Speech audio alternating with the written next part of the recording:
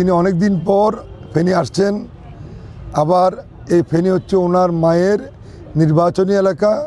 অন্যদিকে এই ফেনীতে ওনার মা বাবার অনেক স্মৃতিবিজড়িত বিষয়গুলো এখানে আছে। আর ফেনী মানুষ সবসময় বিএনপিকে ভালোবাসে, ধানের শীষকে ভালোবাসে এবং আগামী 12 তারিখে নির্বাচন, সব কিছু মিলেই আগামীকালকের যে জনসভা ইনশাল্লাহ সেটা জনসমুদ্রের রূপ নেবে ইনশাল্লাহ। তারেক সাহেবের তো একটা ঐতিহাসিক সম্পর্ক আছে ফেনীর সাথে, অতএব ওনার মাতা যেভাবে চেষ্টা করছেন আমার বলা লাগবে না, উনি নিজেই ফেনীর উন্নয়ন সংকল্পে খুব সচেতন থাকবেন। আমরা ওনাকে বলেছি যে আপনি ওপেনলি আর মায়ের জেলা এবং এই দেশের জন্য কী করবেন ওনার মুখেই শুনবেন, তারপরে আবার আমাদের কথাবার্তা হবে।